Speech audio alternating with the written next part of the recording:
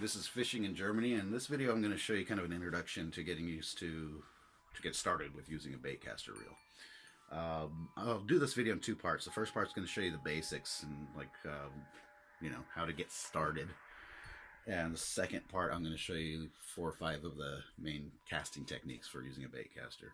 Me personally, I've been using one for not even a year now. There is a learning curve to it. When you first get it and go out and try it, you're going to end up with not so much time catching fish, but probably more time dealing with birds' nests and backlash and getting stuck in trees and that kind of stuff. So there is a learning curve to it, but once you get used to it, you'll most likely really like it for fishing lures. It gives you a lot more control of your accuracy of where you're casting and also how you can work these lures. And you have the advantage of being able to use heavier lures if you want. So first off is the basic setup. I mean, if you're, like I said, if you're considering getting a bait caster, you never used one, I wouldn't go crazy and spend a lot of money on it. This one I actually picked up at a secondhand shop, and it was very cheap. It's a quantum reel. It's not a bad one. It's not an expensive one either. It was actually it was set on a spinning rod, which is not correct. So one way to tell, is it a spinning rod or is it a bait casting rod, is usually the giveaway is there's going to be this kind of trigger on the handle here.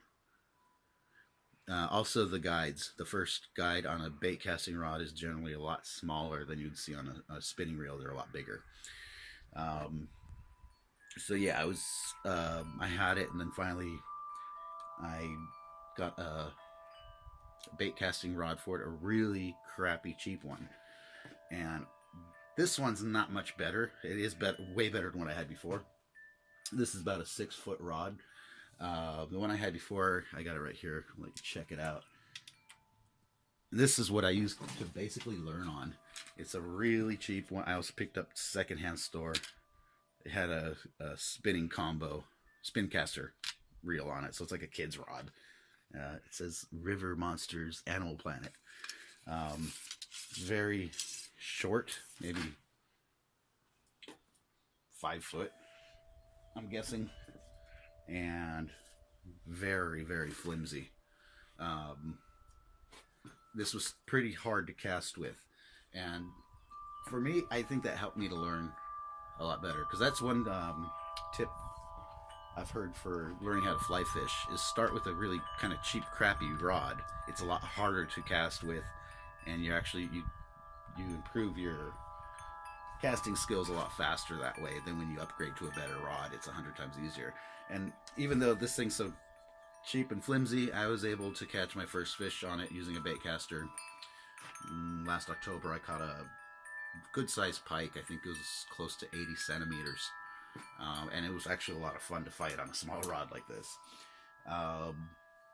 So yeah, this is where I learned to cast. And I mean, for me, I got it just it was cost next to nothing, and it's very small. So I don't do a lot of lure fishing, to be honest. But this was cool to keep in my backpack. And when I did see pike jumping and could actually see them or something, I could get this out real quick and try it, because usually I'm doing more of a static ground fishing.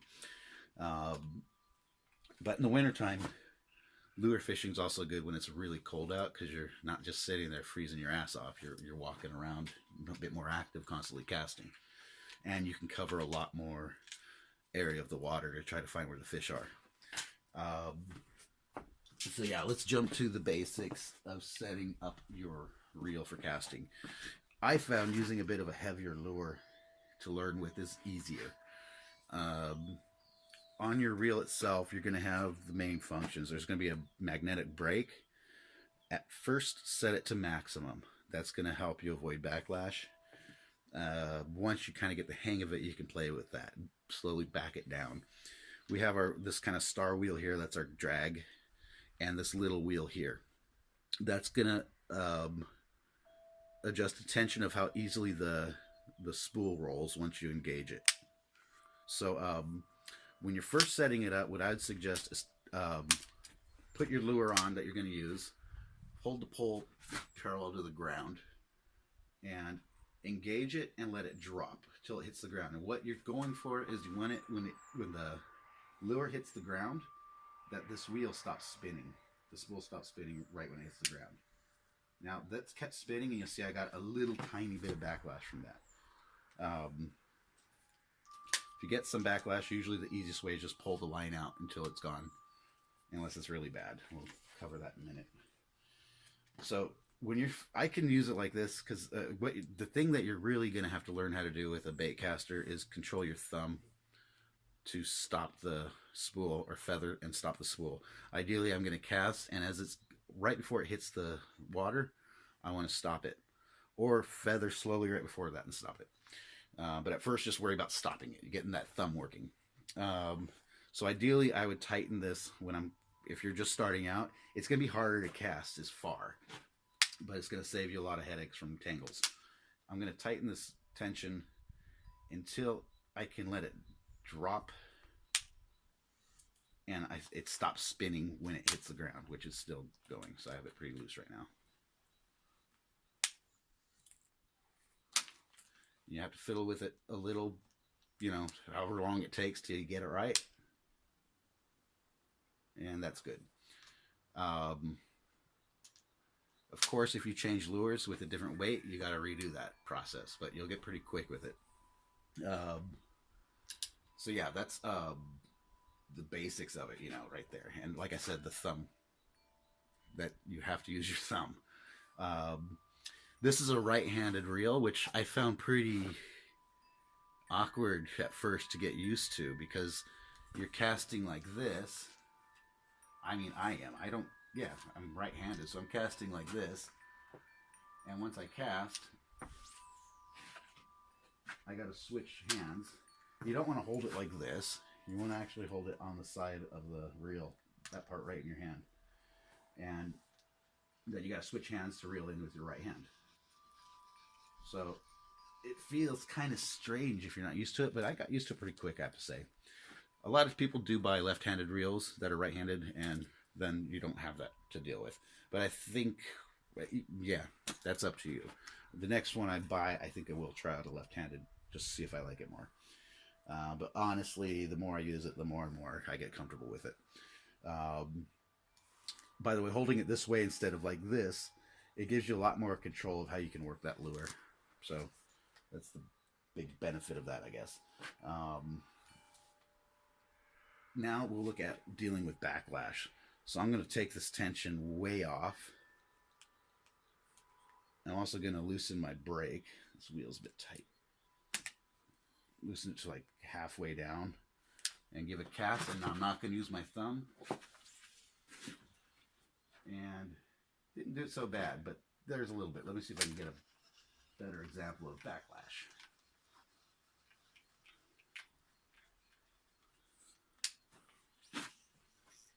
There we go. So it's not a terrible one, but there's a knot there. And sometimes you can just pull it out like this. Sometimes the whole thing will be stuck. If that's the case, say it's totally stuck, what I'll do is I'll grab one of those loose ones and try to work it free a little bit and then give it a pull. I'm going to keep some tension with my thumb and pull it till it's all gone. Then hold the line tight and reel it in. If you don't do that, you're just going to reel in a mess.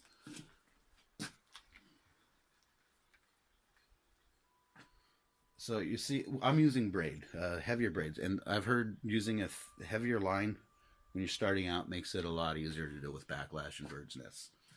I've never had it bad enough where I have to take a razor and just remove all the line. That can happen. Luckily, I've never had that situation. I've had some pretty bad tangles where it took me a couple minutes to get rid of it, but I was always able to get rid of it. I think the braid is actually making it a little bit easier. And I mean, that's really the basics of it. So my suggestion is, I mean, right now, I forgot if I said it right, I put a cork on my lure just so I don't bang up my hook and make it dull. And also so I don't accidentally catch a cat or something that might be running around in the yard. When you're first learning how to cast, pick a good open spot. Don't try where there's trees and obstacles. So a good open spot is ideal, and it helps to have a target. So what I could do is use this wall here.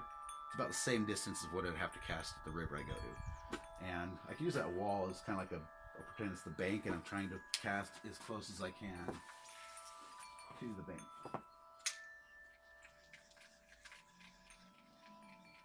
You'll see some people, especially like bass fishermen in the U.S., that are really good with these things. They'll put like plastic cups and hit them, you know, every time. They'll have set up like a shooting range, and that works too. I mean, when you're practicing, you could just tie a weight at the end, whatever, you know, to so you're not getting snagged, and if you're casting on grass or something like that. So that's it for the basics. And like I said, you know, if you start out on a smaller rod and a cheaper rod, I think that has a benefit. It's harder to do. And then when I switch to this, which isn't much better, it's a Zebco 6-foot rod. It's very old, but it's like 100 times easier than that flimsy Animal Planet rod. Made a huge difference. Now I'm a lot more confident with this thing to where I'm casting. So that's it for the first part. I'll put a link to the second video below. And I'm going to go into 5 of the main techniques for casting with a Baitcaster. Thanks for watching.